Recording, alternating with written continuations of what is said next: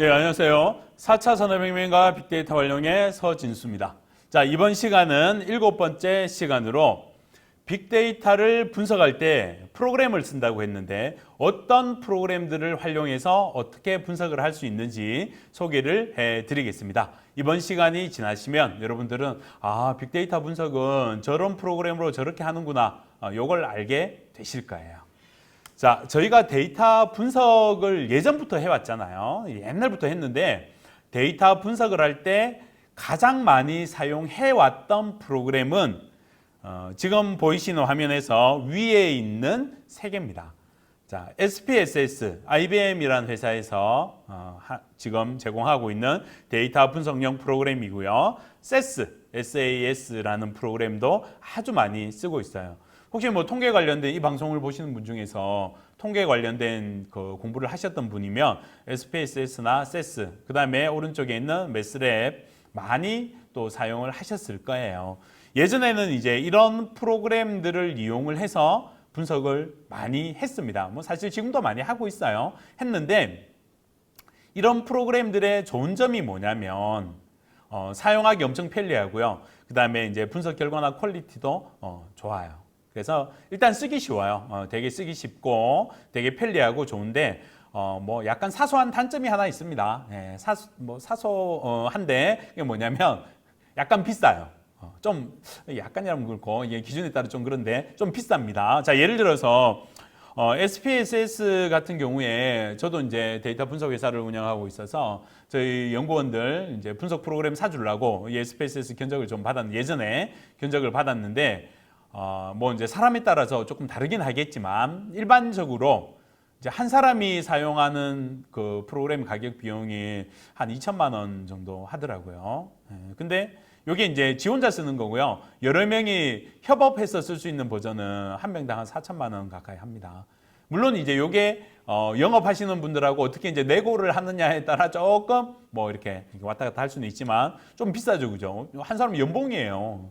만약에 우리 회사에 데이터 분석하는 이 연구원이 한 5명 있다. 그러면 SPSS 살려면요. 프로그램 가격만 최소한 1억 줘야 돼요.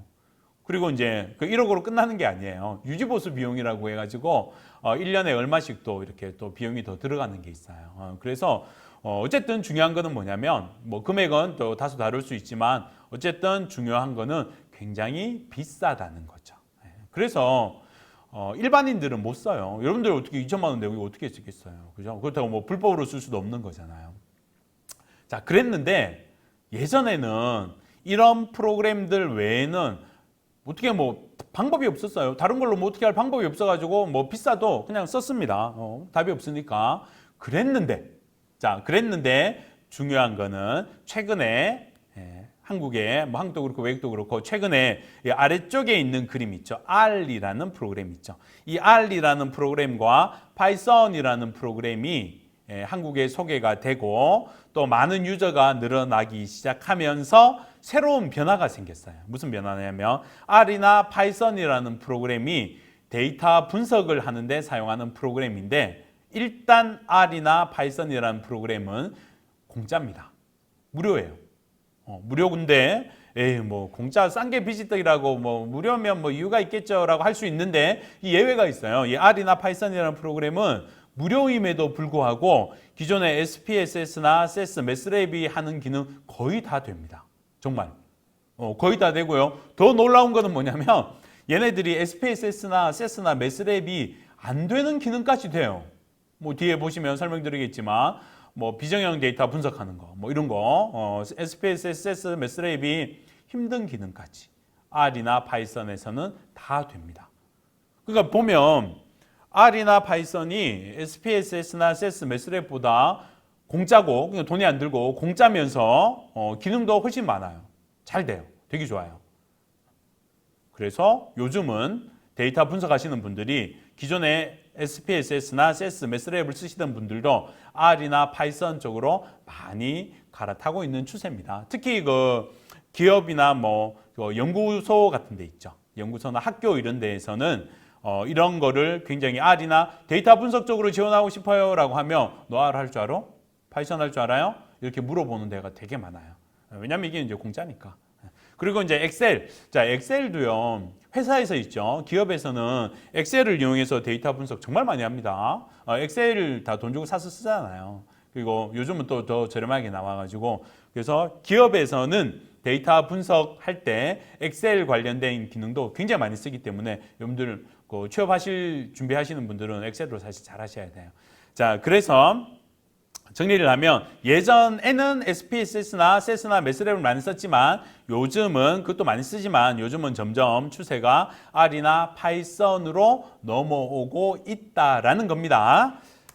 자, R 파이썬 소개를 해드릴게요. 자, R은 무료 데이터 분석용 프로그램이에요. 그래서 뒤에서 R에 대해서 조금 더 자세히 소개를 해드리겠지만 이 R이라는 프로그램은 우리나라에서 만든 게 아니고요. 외국에서 만들었어요. 외국에 이제 통계학 교수님 두 분이 이따 뒤에 나옵니다. 교수님 두 분이 만드는데 자, 이 R이라는 프로그램을 처음 만드신 교수님들이 뭐 하시는 분이냐면 통계학과, 전공이 통계예요, 통계.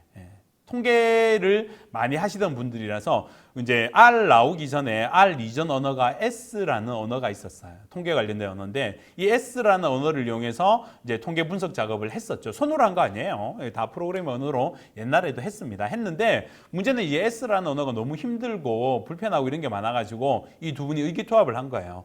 야, 우리 너무 어려운데 조금 더 쉬운 거 사람들이 우리 제자들도 그렇고 우리도 그렇고 좀 더 쉽게 쓸 수 있는 프로그램 한번 만들어 볼까? 해가지고 만드신 게 이 R이라는 프로그램이에요.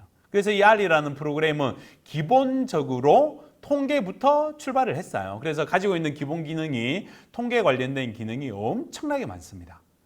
그리고 고가의 상용 프로그램, 아까 말씀드렸던 세스, 매스랩 뭐 이런 데에서 제공하는 기능 다 되고요.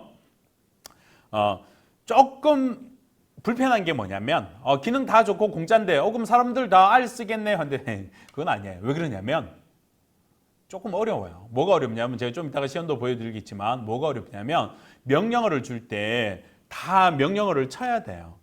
조금 더 쉽게 이해되시게 설명드리면 뭐 윈도우는 명령어 잘 몰라도 마우스 가지고 뭐 이렇게 왔다 갔다 하고 뭐 오른쪽 누르면 메뉴 나와서 뭐 복사 붙여넣기 되고 이런 거 다 되잖아요. 명령어 모르셔도 마우스 가지고 다 하시잖아요. 근데 리눅스 같은 경우에는 대부분의 작업이 X 윈도우도 있긴 하지만 대부분의 작업이 명령어를 쳐서 작업을 하시잖아요. R이 그렇다고 보시면 돼요. SPSS나 SES 같은 경우에는 윈도우처럼 다 마우스로 대부분 작업을 많이 합니다. 뭐 SES는 좀 명령어 치는 경우도 많지만 근데 R은 거의 대부분 명령어를 외워서 다 치셔야 돼요. 그래서 이제 처음 하시는 분들이 기능도 좋고 뭐 공짜고 하니까 한번 써볼까라고 이렇게 했다가 명령어 치는 거 배우다가 와, 야, 이거 되게 어렵네 하고 포기하시는 경우도 되게 많이 있습니다. 그래서 그런 특징이 좀 있고요. 그 다음에 R은 프리웨어라서 어떤 뭐 회사 한 군데에서 딱 만들어서 공짜로 이렇게 쫙 뿌려가지고 관리해주고 그런 게 아니에요. 그런 게 아니고 이제 전 세계에 쓰는 유저들이 각자 알아서 씁니다. 그래서 이게 조금 불편한 게 뭐냐면 하다가 무슨 에러가 났어요. 에러가 났을 때 누구한테 물어볼 사람이 없어요. 물론 이제 주변에 뭐 전문가나 뭐 아는 형이나 뭐 이렇게 뭐 아는 다른 분들한테 선배들한테 물어보면 되긴 하지만 일반적으로 저희도 이제 작업하다가 잘 안 되면 구글링해서 스스로 찾으셔야 돼요. 근데 이제 SPSS 같은 경우에는 하다가 뭐 에러가 나거나 이상하면 IBM에 전화해가지고 여보시죠? 이거 왜 이러시죠? 하고 물어보면 되거든요. 근데 그런 부분은 조금 어려운 부분이 있습니다. 자, 그리고 파이썬은 통계 분석 프로그램이 아니에요. 통계 분석 프로그램이 아니고 그냥 일반 프로그램을 개발하는 프로그램 언어입니다. 자바처럼. C나 자바처럼 그런 언어인데 파이썬 안에 들어있는 기능 중에서 통계 분석하고 데이터 분석하는 기능이 들어있어요. 그래서 사람들이 파이썬을 이용을 해서 데이터 분석도 많이 하고 있고요. 또 특히 요즘 이제 많이 이슈가 되는 게 인공지능, 머신러닝 뭐 이런 분야잖아요. 이제 그런 분야 연구하시는 분들이 파이썬을 이용해서 많이 하세요. 그래서 요새 이제 인공지능, 머신러닝 하시는 분들은 파이썬을 많이 배우시죠.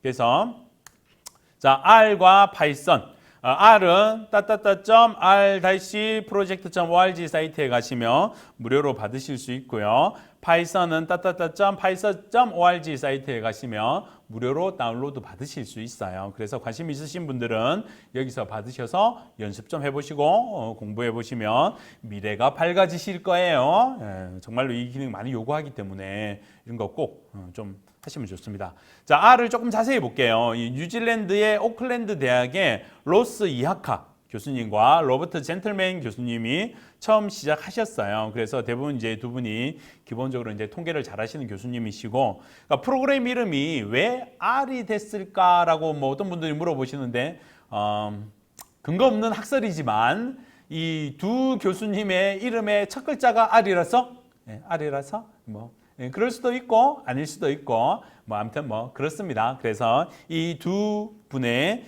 교수님께서 지금 세상을 많이 바꾸고 계시죠. 자, 다양한 통계 기법, 뭐 수치 해석 기법이 기본으로 들어가 있고요. R 프로그램 안에. 두 번째, 다양한 비정형 데이터. 기존에 표로 되어 있는 데이터 말고 뭐 텍스트, 소리, 그림 이런 데이터, 우리가 앞에서 빅데이터라고 언급했던 그런 데이터 분석도 가능해요. SPSS나 SES에서는 이런 기능이, 이런 비정형 데이터 분석하는 기능이 뭐 일부 있는 프로그램도 있는데 아직까지는 많이 R처럼 이렇게 강력하지 않습니다. 그리고 확장성이 좋아요. 자, 사용자가 능력이 되면, 여러분들께서 능력이 되시면 뭐 R 배우고 자바 배우고 막 이렇게 해서 프로그램 막 만들어서 기능을 R에 추가를 하시면 돼요. 내가 이런 기능 만들었어요 라고 해서 이제 R 그 파운데이션에다가 주면, 여러분들 이름으로 만들어서 주면 뭐 특별한 문제만 없으면 R 프로그램 안에 넣어줘요. 그러면 이제 세계에 있는 모든 사람들이 이 위대한 이 누구께서 이걸 만들어 주셨구나 하면서 땡큐 하면서 그걸 쓰게 된다는 거죠. 근데 SPSS나 SES 같은 경우에는 내가 프로그램 어떤 기능을 만들어도 못 넣죠. IBM이나 SES에서 넣어주지 않는 이상. 그래서 R은 새로운 확장성이 굉장히 좋아요. 새로운 기능들이 아주 전 세계에 있는 사람들이 개발자가 돼서 막 만들어서 올려주니까 되게 많아요. 자, 뭐 그래픽 기능도 좋고요. 윈도우나 맥, 리눅스에서 다 쓸 수 있는데 마지막에 단점이 명령을 사용해서 입력을 하다 보니까 좀 명령을 외우시는 게 어려워서 좀 그런 부분이 어려운 부분이 있습니다. 넘어야 될 산이에요. 그걸 이제 연습을 좀 많이 해 주셔야 됩니다.